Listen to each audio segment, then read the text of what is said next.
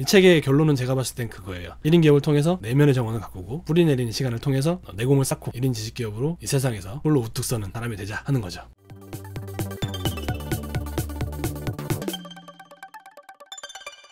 오늘 소개해드릴 책은 지식 크리에이터로 사는 법이라는 책입니다. 이거는 1인 지식기업과 1인 기업가 서지은 님께서 지으신 책이에요. 3년 정도 걸리셔서 책을 쓰셨다고 하는데 내용을 쭉 읽어보니까 그동안 해왔던 일들을 총망라한 많은 경험과 본인만의 통찰이 녹아있는 그런 아주 좋은 책이었습니다. 1인 기업가로서 어떻게 살아남을 수 있는가, 또 어떻게 하면 수익화를 통해서 좀 안정적인 삶을 살아갈 수 있는가, 이런 것들을 좀 전반적으로 알 수 있는 좋은 책이었습니다. 여기 표지에 보면 이 책이거든요. 제가 웬만해서는 종이책을 잘 안 사고 웬만해서는 전자책을 주로 보는데 이 책은 아직 전자책이 아직 안 나왔어요. 그래가지고 이제 종이책을 받고 서 작가님한테도 서 대표님한테도 제가 직접 문의를 드려서 전자책 안 나오냐 했더니 당분간 안 나온대요. 그래서 일단은 그래서 종이책을 샀습니다. 이렇게 노란색으로 되어 있는 책이고요. 인간사랑이라는 출판사에서 나온 책이었어요. 저는 이번에 인간사랑이라는 출판사는 처음 봤어요. 이런 쪽으로 책을 많이 내셨던 그런 출판사인 것 같아요.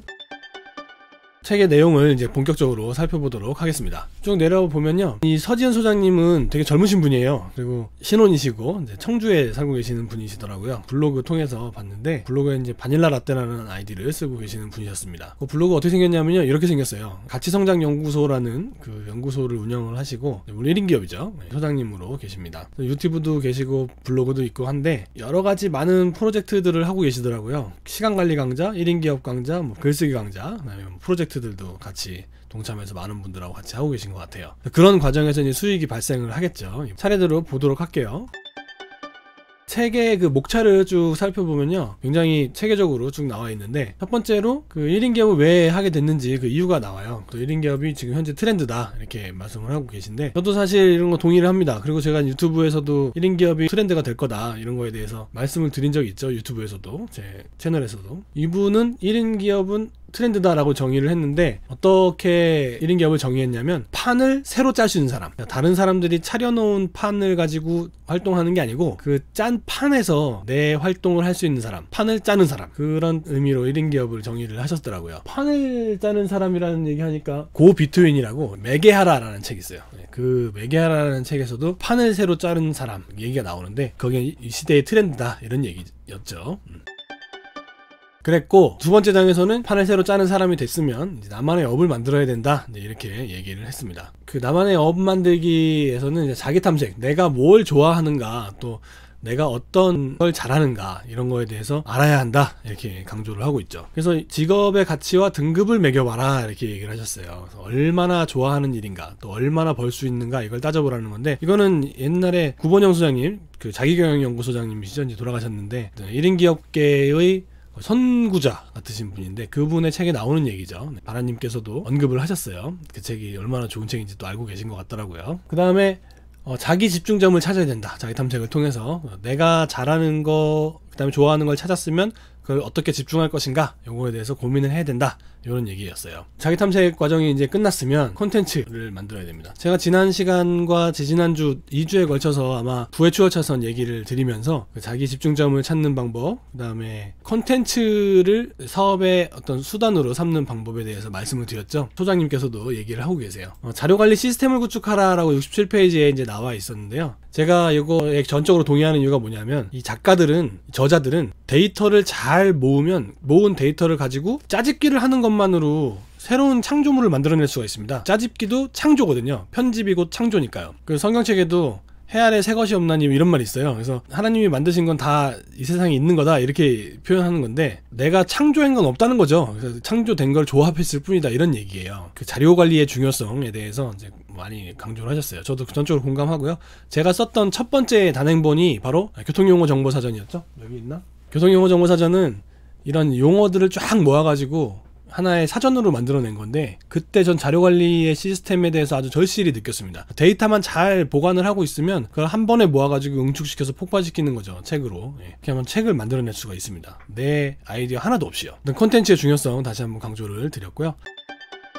그 다음에 이제 비즈니스 모델의 구축인데, 이제 강의를 통해서 비즈니스 모델을 구축해야 된다 이렇게 얘기를 하셨어요. 서 소장님은 이 강의를 통해서 수입을 발생시키고 계세요. 블로그를 통해서 이제 집객, 고객을 모으시고, 또 그걸 통해서 회원님들과 이제 만나는 시간을 가지고 계신데, 요즘 많은 분들이 블로그 통해서 이제 강의 모집 집객도 하시고, 또 그뿐만 아니라 뭐 타링이라든지 또 크몽이라든지 그런 쪽에서 강의 많이 만드시죠. 집객을 하는 수단으로 제가 봤을 때도 블로그만 하는 수단이 없는 것 같아요. 제대로 된 그 플랫폼에서 잘 운영하고 계시지 않은가 싶은 생각이 듭니다. 그 다음에 이제 3장으로 넘어가 볼게요. 3장에서 브랜딩 구축하기라는 이야기가 있어요. 이제 요즘에 많이 유행하는 말로 퍼스널 브랜딩이라고 이제 표현을 많이 하죠. 퍼스널 브랜딩 같은 경우는 김인숙 님이라고 퍼스널 브랜딩에 아주 대가가 계세요. 그 브랜딩에 관련된 얘기 해주셨어요. 제일 와닿았던 그 멘트는 1인 기업가와 프리랜서의 차이였어요. 저도 이제 유튜브 채널에서 이제 얘기했는데, 프리랜서는 남의 일 받아 하는 사람이고 1인 기업가는 내 일 내가 만들어서 하는 사람이다. 지속 가능성 차원에서 1인 기업이 살아남을 수 있다 라고 말씀드렸던 영상이 있었죠. 소장님께서는 어떻게 얘기하셨냐면, 누군가에 의해 통제를 받는 입장이냐 아니면 내가 모든 상황을 스스로 통제하는가의 차이다 라고 얘기하셨어요. 저는 이거를 일을 내 스스로 만드면 1인 기업가고 다른 사람이 주는 일 하면 프리랜서다 이렇게 정의했는데, 소장님은 통제를 하는가 통제를 받는가 라고 이제 표현을 하셨어요. 일맥상통하는 부분이에요. 그죠?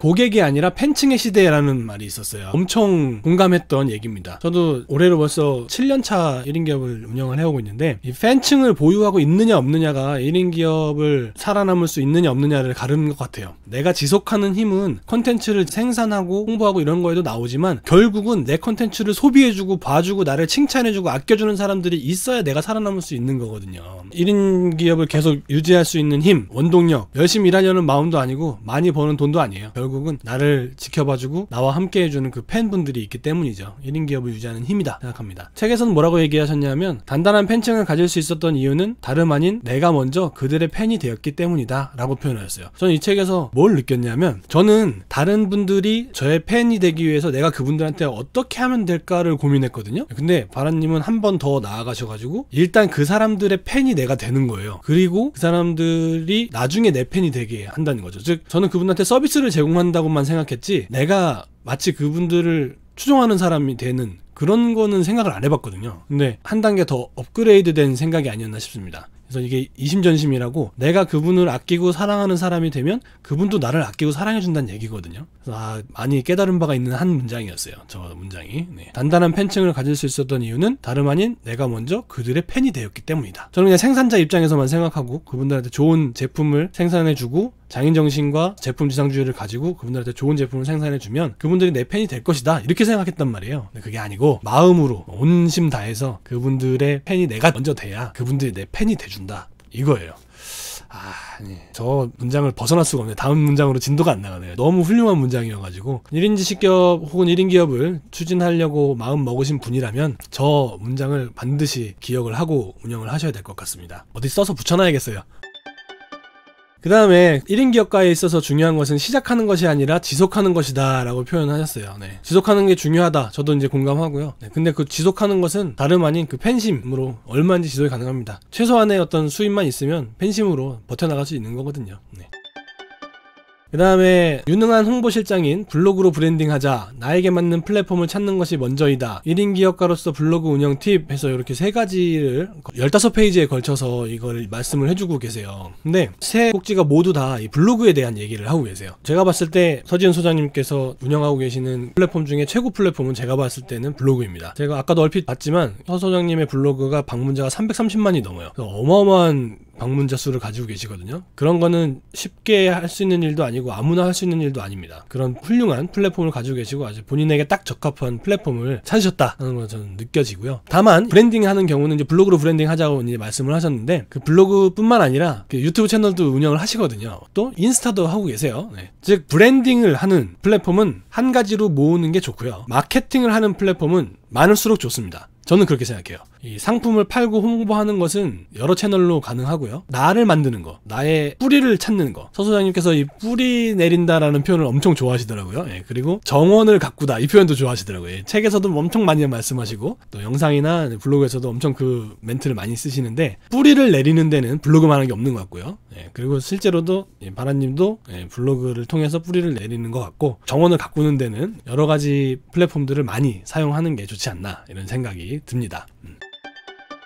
그 다음에 4장으로 넘어가면요, 이제 수익 시스템을 만들기가 나와요. 수익 시스템 같은 경우는 수익 모델을 다각화해야 한다라고 표현을 하셨어요. 수익 모델 다각화는 굉장히 공감하는 부분인데요. 왜 그러냐면 1인 기업가가 재정 기반이 열악하잖아요. 그래서 어떤 하나의 수익 기반을 가지고 있는데 그게 타격을 받는다. 그러면 삶 자체가 어려워지는 상황이 벌어지거든요. 예를 들면요, 코로나 사태 나가지고 강의를 기반으로 수익 시스템 가지고 계셨던 분들은 완전 직격탄을 맞아가지고 1월, 2월 아예 아무것도 못하고 계시는 분들 많아요. 그걸 보면서 좀 안타깝다 이런 생각이 들었습니다. 왜냐하면 이 수익 모델을 다각화를 시켜놨다면 이런 어려운 상황 극복을 하실 수가 있었을 텐데 하는 생각이 들었어요. 우리 서지현 소장님 수익 모델이 이미 다각화가 돼 있는 거죠. 무슨 뜻이냐면 소장님의 메인 핵심은 제가 봤을 때는 강의예요.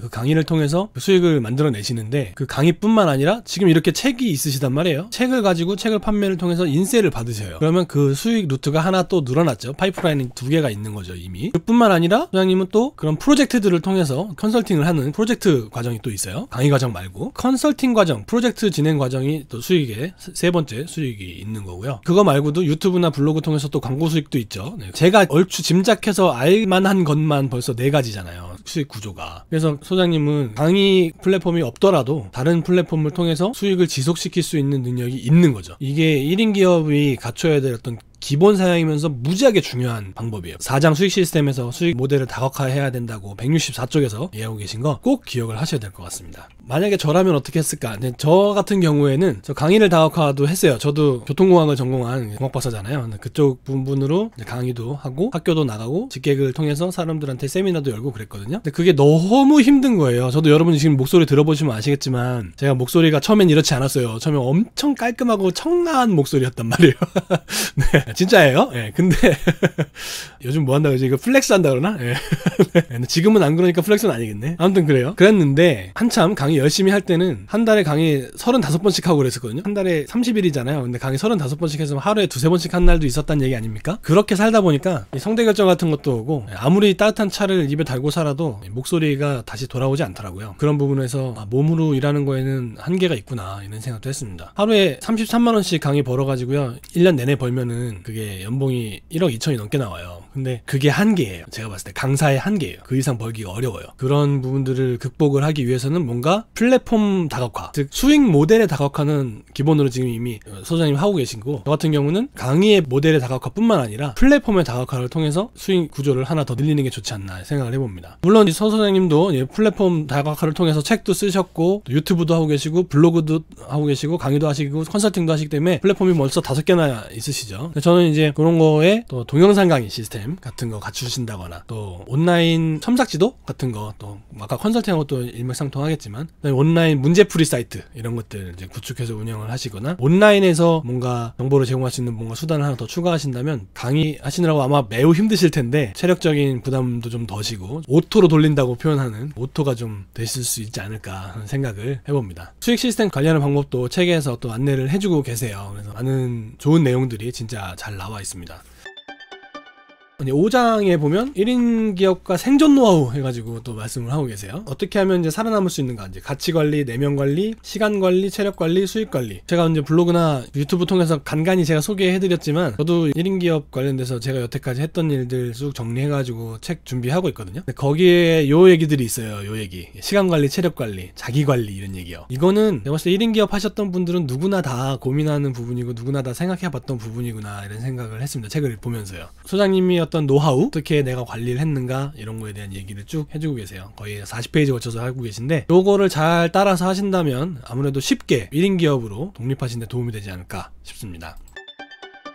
일단 6장에 보면요, 예비 1인 기업가를 위한 10가지 질문이라는 게 있어요. 제가 이거 보고 또 뭘 느꼈냐면 소장님께서, 서 작가님께서 평상시에 저걸 다 적어놓고 계셨다는 거예요. 저 질문들을 다 모아놓고 계셨다는 얘기입니다. 그래서 그걸 지금 책에 넣었다는 얘기예요. 저거는요, 사람들한테 물어봐가지고 제가 이거 책에다가 질문 넣을 건데 거기다가 넣을 만한 질문이 있으면 좀 해주세요, 이렇게 한다고 한순간에 모을 수 있는 질문이 아니에요. 저거는 한 3년간 책을 쓰시면서 1인 기업 운영하시면서 쭉 계속 모아온 질문드리고 정리를 평상시에 해뒀다는 뜻입니다. 저거는 훌륭하신 분이다 생각 들고요. 또 1인 기업을 시작한 계기는 무엇인가요? 불안하진 않으셨나요? 또 1인 직장의 경험이 1인 기업 시작이나 창업에 도움이 되나요? 슬럼프 어떻게 극복하셨나요? 브랜드 네이밍 어떻게 하셨나요? 강의 장소 어떻게 찾나요? 비즈니스 블로그로 전환을 하셨는데 노하우는 어떻게 되나요? 퍼스널 브랜딩 어떻게 모객을 하나요? 콘텐츠 가격 어떻게 정하나요? 사무실 어떻게 구하나요? 10가지 질문들만 알아도 이거에 대한 답만 구할 수 있어도 제가 봤을 때 1인 기업 이렇게 하면 되겠다 싶은 생각이 들 정도예요. 요거는 한 40페이지에 걸쳐서 말씀을 해주셨는데 질문에 대한 답변을 해주는 걸로 책에 들어있을 거라고 생각을 못했어요. 왜냐면 서 소장님께서 생각하고 있는 생각만 말해도 페이지가 부족할 텐데 하는 생각은 들었는데 질문에 대해서 본인의 답변과 노하우를 또 말씀을 해주셨어요. 1인 기업 준비하시는 분들께는 이 예비 1인 기업가를 위한 10가지 질문을 잘 준비하시고 요거에 대한 해답을 정해놓고 사업을 시작하신다면 훨씬 빠르고 쉽게 운영을 하실 수 있지 않을까